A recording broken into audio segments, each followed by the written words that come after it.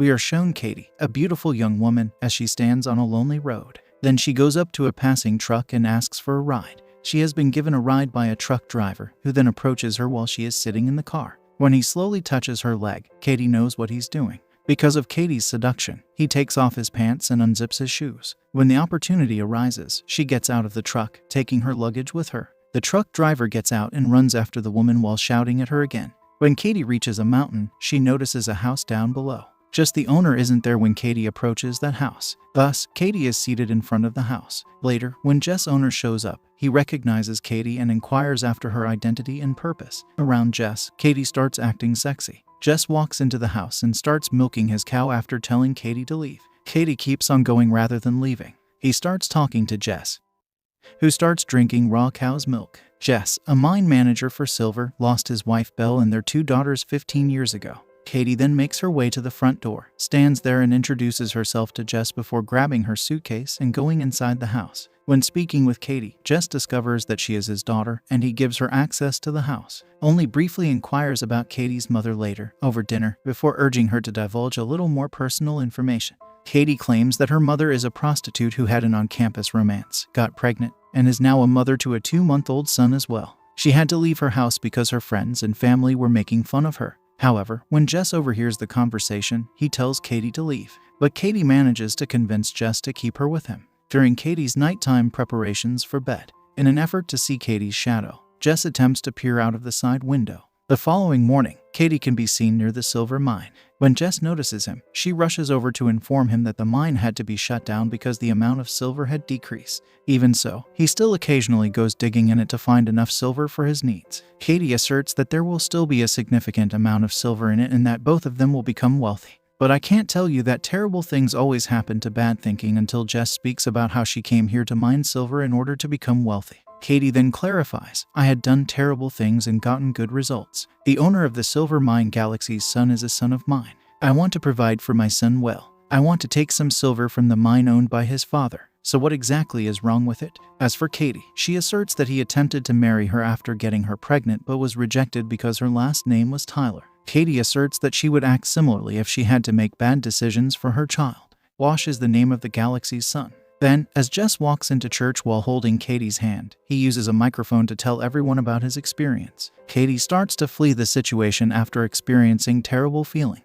When she tries to thwart Jess, Katie dismisses her and runs away. Jess waits for Katie when she gets home, but she doesn't appear that particular day. The following day, Katie gets out of the car as Jess waits for it to arrive outside the house. Katie is questioned by Jess about the car's owner and passengers. Then Katie claims that the driver was actually her friend's brother. As the evening goes on, Jess, Katie, and now Jess are present. Jess was upset with Katie over their conversation about church, and as a result, she has stopped speaking to him. Katie is welcome to stay here as long as she likes, and Jess assures her that he won't act in such a way again. When Jess informs Katie that he will start working in the mine again as of tomorrow, she is overjoyed. The two then start to slowly get intimate, but Jess stops and turns around. Then the next day, they are both seen working in the mine. They both go home in the evening after neither of them discovers anything in the mine that day. Katie arrives at her house exhausted and settles down right away. Katie undresses and gets into the bathtub. He will heat the water as Jess has stated. After taking a bath, you retire to bed. While giving a massage, Katie says, "Please do," as Jess rubs her. She is also talking to Katie about giving him a massage. "I enjoy being defiant." Jess asserts, "No, I can't handle everything. My daughter, you." Katie replies, "I'm a woman too." The following day, a man is standing on top of the mine while they are both digging in it. This time, they both get a lot of silver and are very content with their purchases. Who is simultaneously watching him and listening to everyone. Then sell the silver together. Katie and Jess visit the market. Katie also suggests that while waiting for Jess to return from selling silver, she goes shopping. When he just returns, she implores him to stop the car in front of a store. Since Katie is unable to locate him there, she tells the shopkeeper that he has gone to the front pub. After sitting for a while, Jess returns and sees Katie dancing with a man as she is leaving. But when it's already too late, Katie just starts holding Katie's hand and drives her home. Katie, however, adamantly declares that she will be with them today and declines to go back home. When Katie hears Jess say, "Sometimes I'd be happy to," Katie turns her away and starts to move on.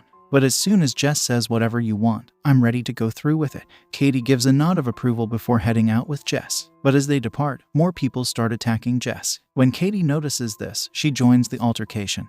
and Jess and Katie remove the aggressors from the bar together. They both need to show up in court after this argument.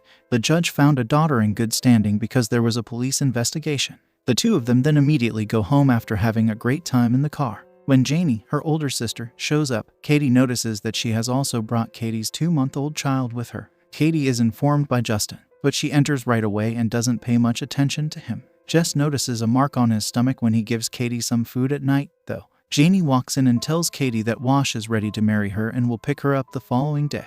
The day after that, when Wash comes to pick Katie up, she informs him that she is not interested in being with him or getting married to him. After seeing how much Walsh loves him, she complies with his request to leave. Then the washer apologizes to the man. He is accepted by Jess. The Wash also lets everyone know later that evening that Katie and I will be getting married in 2 days. As previously stated, Lane continues to approach, and because Jess despises it, he takes his rifle outside. Lane tries to persuade Jess to get out of the car, but she rejects him. He calms down and puts his revolver down when Elaine then calls out to Jess, his wife Belle. Belle's condition has actually gotten worse. Consequently, those people had come to me, Katie. Lane visits Belle in her room to speak with her after all of those people come inside. While this is going on, Nell attacks Lane, but the next day at the funeral, Lane kills Belle. When Jess sees a mark on Lane that was also present on Katie's child, he realizes that the child is not his, but rather Lane's only, which explains why they will not kill him. Jess believes that Lane has learned about the mine, so he rushes there with his rifle and finds that Lane is digging in the mine while the two are having a heated discussion. Then Jess shoots him to death. Evelyn informs Jess that Katie is not his child, but rather mine, and that his son also carries this mark. And after throwing his body into the mine, Jess goes back to the Wash house and tells him that, based on the scar on Lane's stomach, which also appears on Adam's stomach, Lane is actually the father of Katie's son. He merely starts the Wash because he wants to humiliate Katie now that he has realized she is not his daughter but rather Lane's. The following day, Katie and Walsh exchange vows. Because of this, Katie gets ready and waits outside the house for the Wash. Katie, however, is extremely depressed because the washer doesn't have a rod to pick her up. After dinner, Jess woos Katie and tells her they'll both start back at the mine the next day. Hearing this excites Katie. Then, the next day, as they were both moving toward the mine, Katie fell and Jess made an effort to help her up. But after dropping him too, Katie began to get close to Jess, and he laughs as he witnesses it. They start to get pretty close when we get to the mine. Then, as they are both taking slivers out of the mine, the police show up and start detaining Jess the next day. When Jess asks the police about his crime, they respond that he is fully aware that having a sexual relationship with his own daughter is against the law. The court holds a mock trial against him the next day. After hearing his testimony, the judge rules that both of you broke the law in our country and will therefore be punished. After hearing this, Jess claims that it was actually her who pushed Katie into doing this and not the other way around. The judge only tells Jess that Katie is not my daughter, but rather Ed's daughter as he is about to announce his decision because Moke was Liam's brother. Jess does this to save Katie. Lamb speaks to prove that the mark on Katie's child's stomach is also on his stomach. For this reason, he rips the mocker's clothes off and shows everyone his back mark. And this proves that Katie, and not Jess, is the child of Liam. The defendants in both of those insult cases are then declared not guilty. A few days later, Jess and Katie relocate to a new city and the narrative comes to an